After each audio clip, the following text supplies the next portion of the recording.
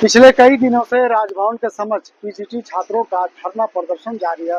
ऐसे में कह सकते हैं कि कल नेता प्रतिपक्ष उनसे मिलने आए गए थे और आज नेता प्रतिपक्ष ने बीजेपी के प्रदेश कार्यालय में एक प्रेस कॉन्फ्रेंस कर सरकार को निशाने पर लिया है। अमर कुमार मौर्य ने कहा कि युवाओं को रोजगार देने वाली सरकार युवाओं को भविष्य का बेचने का काम कर रहे हैं। क्या कुछ कह रहे हैं नेता प्रतिपक्ष अमर कुमार मौर्य, चलिए हम आपको सुनाते हैं। धन्यवाद। आप सबको जोहार। कल जेएसएससी पीजीटी एग्जाम के जो परीक्षार्थी थे वो हमसे मिले थे और वो लगातार राजभवन के सामने पिछले 10 दिनों से धरना पर बैठे थे। पीजीटी की परीक्षा को लेकर के शुरू से कोई ना कोई प्रश्न उठता था। अभ्यर्थी बार बार इस विषय को लेकर के सशंकित थे और राज्य की सरकार को यह मांग कर रहे थे कि भाई इसमें धांधली हुई है, इस धांधली को कैसे ठीक करना है ये देखना चाहिए। कई एक आवेदन उन लोगों ने जेएसएससी के ऑफिशियल्स को, सरकार के ऑफिशियल को, स्वयं मुख्यमंत्री को और बाकी लोगों को दिया है, लेकिन राज्य की सरकार पूर्व के परीक्षाओं की तरह इस परीक्षा में भी उदासीन बनी रही। उन लोगों ने जो प्रमुख बातें जो इस आवेदन में दिया है उसमें जो दिखता है, एक ही सेंटर से जब बच्चे टॉप करते हैं, एक ही सेंटर में जब वैकेंसी के 70-80% बच्चे एक दो सेंटर से नियुक्ति के लिए एलिजिबल पाए जाते हैं तो प्रश्न उठता है। ये आप देखेंगे जितने भी आप ये ग्रीन दाग दिख रहा है, ये सब 102 नंबर कोड के परीक्षार्थी हैं जो इसमें पात्रता प्राप्त किए हैं, जो क्वालिफाई हुए हैं। और 102 नंबर कोड यह है आपके बोकारो जिले का एक श्रेया डिजिटल बोकारो, उस सेंटर का है।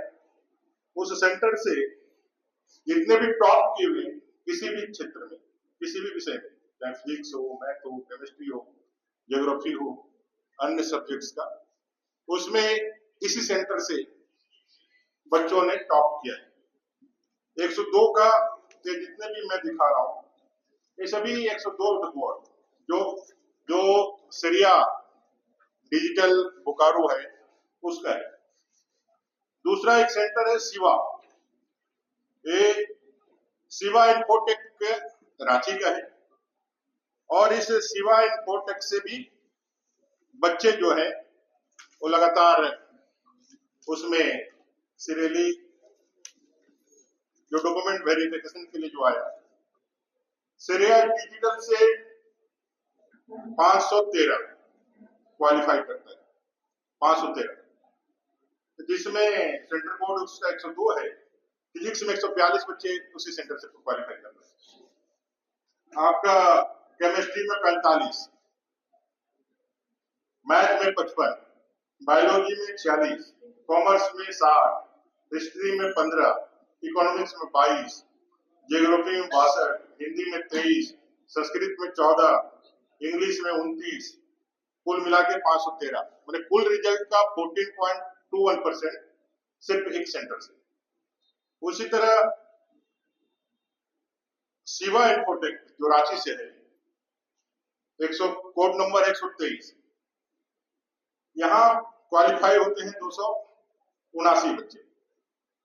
एक धनबाद डिजिटल है जिसमें 7.73, एक धनबाद डिजिटल है उसमें क्वालिफाई करते हैं 271, वो भी 7.50। बाकी सेंटर्स में 2%, 3%। इस सेंटर में जो हम श्रेया डिजिटल की बता रहे हैं उसमें 14% और बाकी जो सेंटर बता रहे हैं जहां पे सबसे ज्यादा ऑब्जेक्शनेबल लोगों ने बताया है, क्योंकि वो सारे छात्र झारखंड के ही हैं और सभी एक दूसरे से संपर्क में भी रहते हैं, तो उन लोगों ने साफ कहा कि इन परीक्षाओं में धांधली हुई है, सेटिंग्स हुई है, पैसों की लेन देन हुई है। हमारे पास पुख्ता सबूत है, जरूर पड़ेगा तो हम उसको दिखाने का भी काम करेंगे। कुल मिलाकर के जो फाइनल सिलेक्शन दिया गया और सिलेक्शन देने के बाद जो उन लोगों ने तो ये भी कहा है कि जो बच्चे अच्छा किए जिनको लेकर के कहा जा रहा है सबकी जांच होनी चाहिए और जांच निष्पक्ष रूप से होनी चाहिए, क्योंकि ये जो एग्जाम्स कंडक्ट करा रहे हैं ये कौन कंडक्ट करा रहे हैं? ये कंडक्ट कराने वाले वही एजेंसी है जो जेएसएससी या सीजीएल में एग्जाम को लेकर के जिसको ब्लैक लिस्ट किया गया है, जिसकी जांचें चल रही है। ये कौन है? ये सतवत इंफोटेक। ये सतवत इंफोटेक जिसने जेएसएससी के पीजीटी का एग्जाम दिया, बाद में उसने जेएसएससी सीजीएल का एग्जाम दिया, जो जिसपे एसआईटी की गठन हुई। ये अलग बात है कि एसआईटी के गठन होने के बाद आज तक उसके पेपर लीक की कोई जांच नहीं हुई। जेएसएससी जेई की परीक्षा जो पूरी तरह से रद्द कर दी गई, वो भी इन लोगों ने किया था और उसका एक कांड संख्या 227/22 रजिस्टर्ड भी हुआ है। सिर्फ एक व्यक्ति पकड़ा गया, लेकिन और उससे आगे किसी की कार्रवाई नहीं। अन्य राज्यों में जहां भी पेपर लीक की घटनाएं हुई है मास्टरमाइंड तक पकड़ा है, लेकिन यहाँ किसी को नहीं पकड़ा, कोई कार्रवाई आगे बढ़ी नहीं। एसआईटी की जांच उसी तरह ठंडे बस्ती में चली गई। लैब असिस्टेंट में कई एक गड़बड़ियों की हम लोगों ने बात करी। 80 मार्क ला करके एक अभ्यर्थी जनरल में क्वालिफाई कर गया और अपना होम डिस्ट्रिक्ट उसको पोस्टिंग मिल गया, वहीं 130 नंबर ला करके जो लोग जो है सड़क पर है उनको नहीं मिला है। ओएमआर सीट भी अपने पास में है। अगली बार ओएमआर सीट भी आप लोगों के लिए हम लोग सार्वजनिक कर रहे हैं। जेएसएससी पीजीटी में जो क्वालिफाई हुआ है उसमें मूक बधिर भी बोलने लगे हैं, जिनका सिलेक्शन मूक बधिर कैटेगरी में हुआ है। मूक बधिर के रूप में जिनको नौकरी या जिनको पात्रता दी गई है उनसे फोन से बात करिए तो फोन से बात करते हैं। एक बड़ा घोटाला, एक बड़ा घपला इस राज्य के अंदर जब से सरकार बनी है तब से लगातार छात्रों के भविष्य के साथ खिलवाड़ है।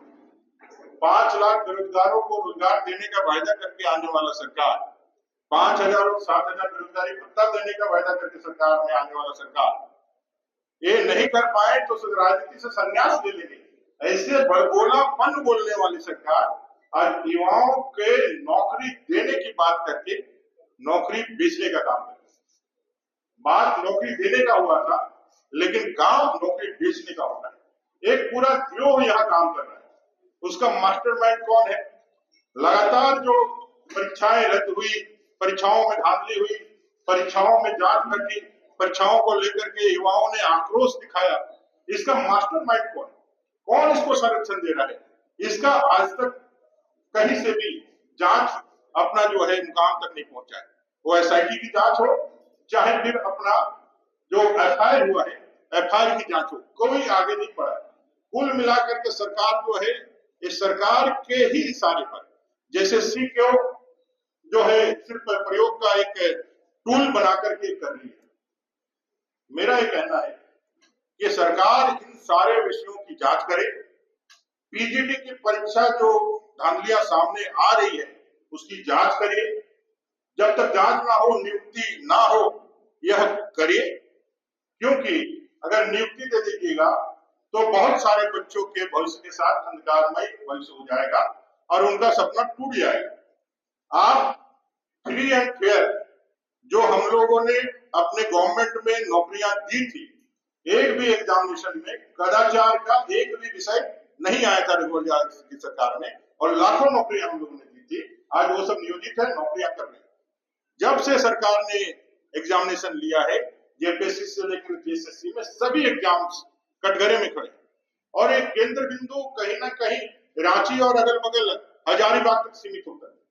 आज जैसे नीट के मामले ओएसिस संस्था तक आना हो या सीबीआई की एंट्री झारखंड में होनी, उनसे इन लोगों का सूत्र जुड़ा हुआ है।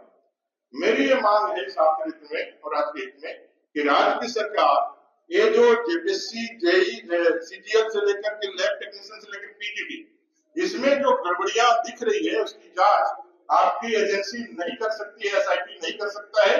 आप नहीं कर सकते हैं, ये हम लोगों ने पूर्व में देख लिया है, ये साबित हो चुका है। इसलिए इसकी जांच जो सीबीआई कर रही है, सीबीआई से सरकार आग्रह करे कि भाई इस जांच को भी मुकाम तक पहुंचाने के लिए इन सारी चीजों का भी आप जोड़ लीजिए, इनका भी जांच आप ही करिए। ऐसा राज्य सरकार से मैं डिमांड करता हूं। अगर आप चाहते हैं, आप 5 साल हैं और आप चाहते हैं कि भाई एक हम युवाओं को एक ऐसी व्यवस्था दे जहां से क्षमतावान योग्यतावान बच्चे ही बिना किसी पैरवी के, बिना किसी भ्रष्टाचार के, बिना किसी सेटिंग के अपने पात्रता के हिसाब से नौकरियां प्राप्त करे और झारखंड की सेवा करे, तो आपको यह करना चाहिए कि भी आज की सीबीआई जांच जो चल रही है, जिसमें लगातार लोग पकड़े जा रहे हैं, वो आप करें। नहीं तो आपके संरक्षण में जो चीजें हो रही हैं, इसको लेकर के झारखंड की जनता और विशेषकर युवा वर्ग भयंकर आक्रोश में है और लगातार वो संपर्क कर रहे हैं कि भाई इसको किसी तरह से इसकी जांच होनी चाहिए और इसकी किंगपिन को पकड़ा दे। दूसरा, वैसे अभ्यर्थी जो एग्जाम्स लिख रहे हैं सेटिंग के दम पर, मैं उनको यह अपील भी करना चाहता हूं, निवेदन भी करना चाहता हूं। देखिए, गलत चीजें ज्यादा दिन तक नहीं रहती है।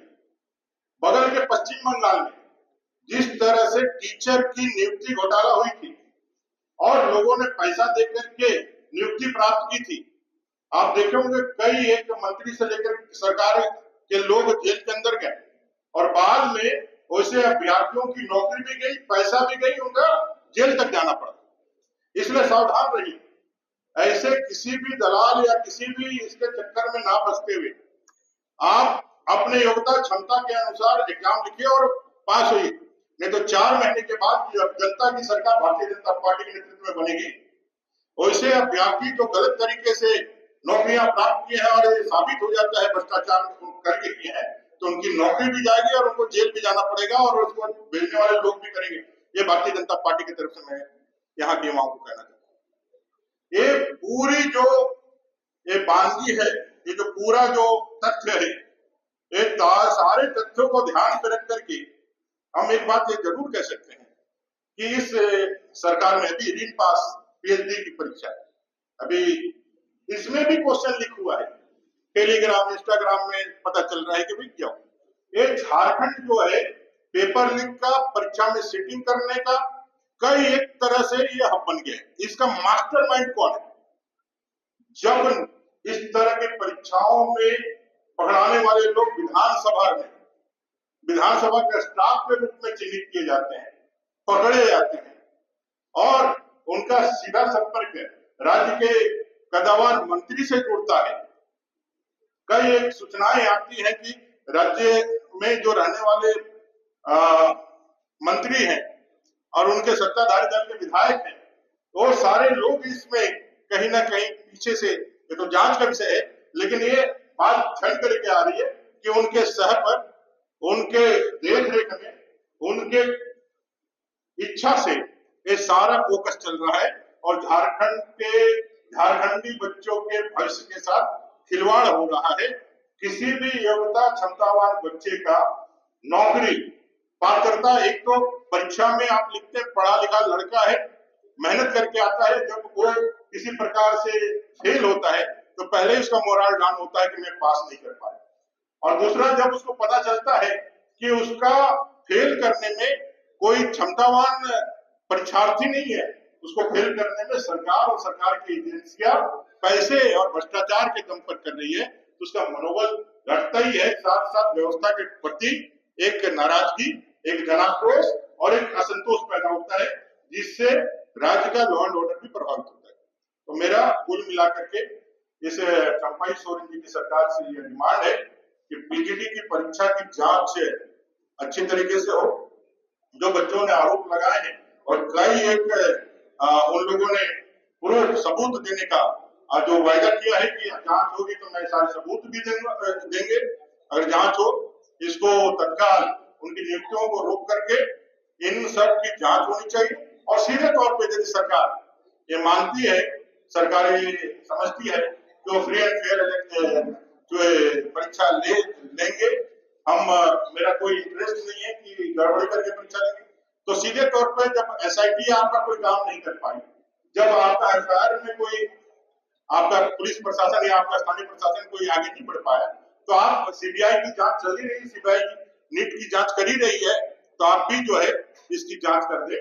और तीसरा, अभ्यर्थियों से जो मैं करना चाहता हूँ, जो लोभ लालच में आकर के कोई यदि आपका पैसा लेकर के आपको नौकरी में लाता है, तो 4 महीने बाद जब जनता की सरकार भारतीय जनता पार्टी के नेतृत्व में बनेगी, तो ऐसे सारे लोगों का जांच करा करके अगर गलत पाए जाते हैं तो उनकी नौकरियां भी जाएगी और उनको जो है कानूनी कार्रवाई का भी सामना करना पड़ेगा। धन्यवाद। केवल ट्वीट, सोशल मीडिया और इसके अलावा 14-15 दिन कुछ देखा नहीं गया। जबकि शिवराज सिंह चौहान जिस दिन आए थे, छात्रों ने आपसे मुलाकात की, हमने उठाया था। 14-15 दिन हो गए, केवल आज पीसी और 2 ट्वीट आपने देखा आपके नाम से। देखिए, डॉक्यूमेंट्स जब तक हाथ में नहीं आए तो किसी के प्रति कुछ भी बोलना, वो ऐसा लगता है कि हम बाइट होकर के बोल रहे हैं। हमारे पास डॉक्यूमेंट्स आए हैं, हमारे पास पुख्ता जानकारियां हैं, जिसकी बुनियाद पे मैंने जेएसएससी जेईई के परीक्षा के बारे में कहा, लैब टेक्नीशियन के बारे में कहा, मैंने पीजीटी के बारे में कहा, रीट पास के जो आज पीएचडी की परीक्षा के जो पेपर लीक है उसके बारे में कहा, और कुल मिलाकर के सरकार की मंशा के बारे में कहा। तो आज यह विषय यहाँ आए हैं।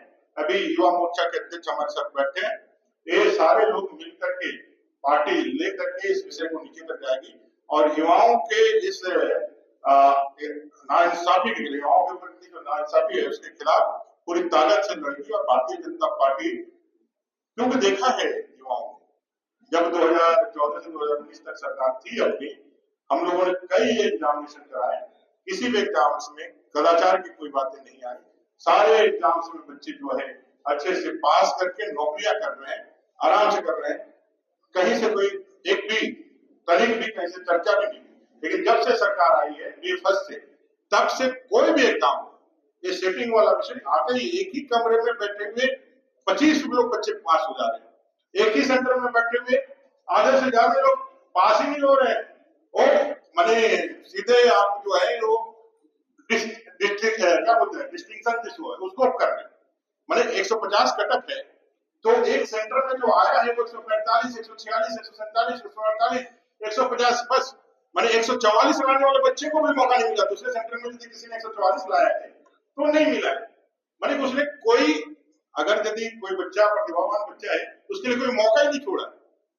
145 से 150 के बीच में 25-30 बच्चे पास हो गए, बाकी सेंटर के बच्चे 144 ला करके भी, क्योंकि इन जनरल 150 नंबर की परीक्षा है तो 140 के ऊपर जो जाता है उसकी संभावनाएं बलवती होती है। लेकिन 150 के ऊपर 20 बच्चे, 10 बच्चे 145 से 150 के बीच में आते, तो ये सारी चीजें कहीं ना कहीं एक बात की और थोड़ा सा आदमी भी सोचता है तो जांच का विषय है और जांच करना चाहिए, और जांच करके इसका जो है सच और झूठ का पता करना चाहिए। लेकिन कुल मिलाकर के एसआईटी राज्य की सरकार की एजेंसियां फेल है, ये हम लोगों ने देखा है।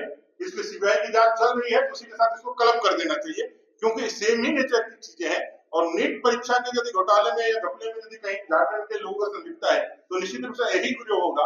और इसका किंग पिन कौन है, इसका कौन ऊपर में बैठने वाला लोग, उसकी भी पकड़ होनी चाहिए, सिर्फ छोटे मछलियों से पकड़ने से नहीं होगा।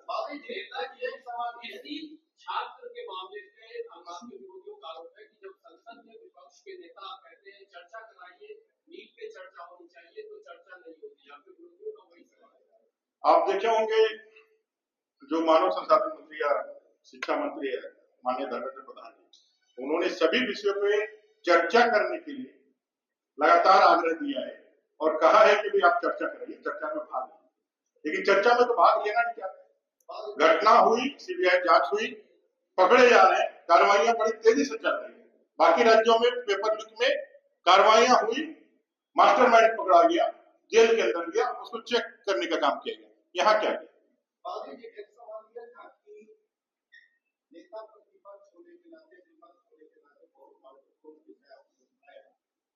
प्रेस कॉन्फ्रेंस से आगे भी जाएगा ये मामला 60% इसको सवाल सुन ले रहे हैं। युवा मोर्चा के लोग भी बैठे हुए हैं आपके बगल, क्या सड़क पर कुछ धरने विक्षोभ क्या आंदोलन होगा? 100% आंदोलन की तैयारी है और ये सारे मुद्दे लेकर के 5 लाख बेरोजगारों को रोजगार देने का वायदा करके आने वाली सरकार, 5,000 बेरोजगारी भत्ता देने के वायदा करके आने वाली सरकार आज नौकरी देने की बात कह करके नौकरी बेचने का काम कर रही है।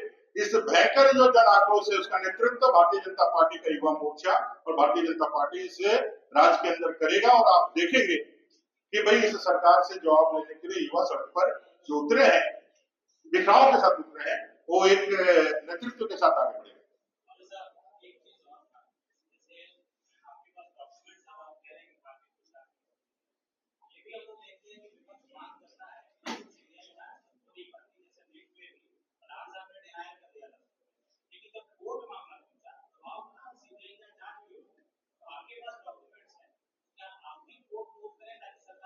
नहीं, निश्चित रूप से कोर्ट भी मूव करना है और केंद्रीय मंत्रालय को लिखेंगे भी हम, क्योंकि जांच चल रही है ऑलरेडी पेपर लीक और एग्जामिनेशन में जो गड़बड़ियां हुई है उसकी आशंका को लेकर के, और झारखंड में भी उसकी दबिश हुई है और एक संस्था ओएसिस और क्या क्या उसमें भी लोगों को संदेह के दायरे में आया है।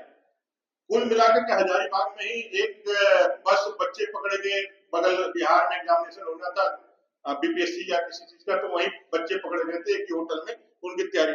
तो कहीं ना कहीं हजारीबाग हो या रांची हो, और ये जो मैं कह सकता हूँ सारे सर्कमस्टांसेस को देख करके जो किंग पिन है या जो उनका जो हैंडलर है वो इन्हीं जगहों में से कहीं ना कहीं निश्चित रूप से उनका ज्यादा एक्टिविटी है।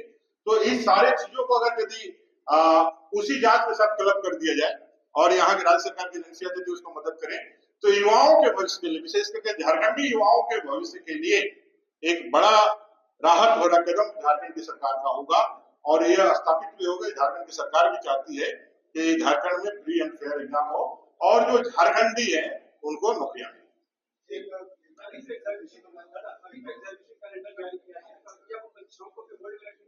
एक आक्रोश जो है युवाओं का, क्योंकि अब तो उत्तरार्ध है, उत्तरार्ध में भी एकदम काउंटडाउन है, अब क्या करेंगे आपको भी मालूम है।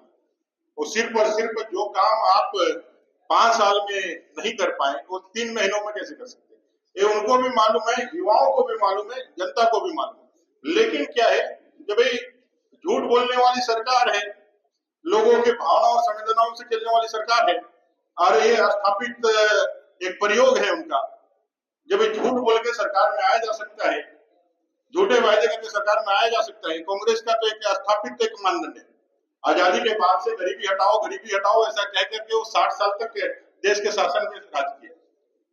झूठ बोल करके सत्ता प्राप्त की जा सकती है, यह 2019 में उन्होंने देखा है। लोगों को भड़का करके, लोगों के संवेदनाओं के साथ खेल करके, लोगों को सपने दिखा करके वो शासन कर सकते हैं, ऐसा उनको मालूम है। इसलिए वो लगातार झूठ बोलते हैं, लगातार लोगों को अफवाह फैलाने में और लोगों के संवेदनाओं के खेलने में विश्वास करते हैं और उसी प्रयोग को दोबारा वो करने का प्रयास करते हैं।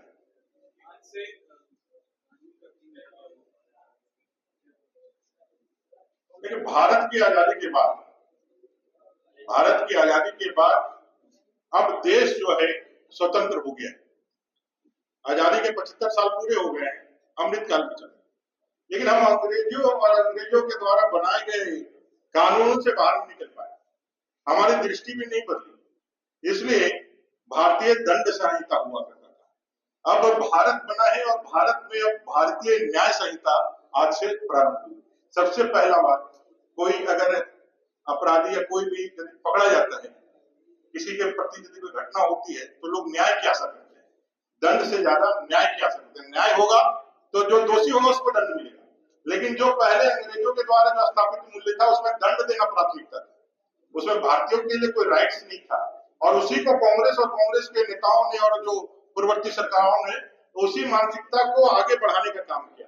इसलिए कभी भारतीय न्याय व्यवस्था की चर्चा जो पुरातन काल से चली थी वो स्थापित नहीं हो पाई। इसलिए भारतीय न्याय संहिता आज से लागू हुआ है और कई एक ऐसे जो आज के समुचित या समसामयिक कानून नहीं थे उनको हटाया गया है। और मुझे लगता है कि अब भारत का, सही मायने में भारत का जो न्याय संहिता और न्याय व्यवस्था का जो कानून है आज से लागू हुआ है। हम 1 अरब 40 करोड़ देशवासियों को बधाई देते हैं और नरेंद्र भाई मोदी जी को और उनकी पूरी टीम को धन्यवाद देते हैं।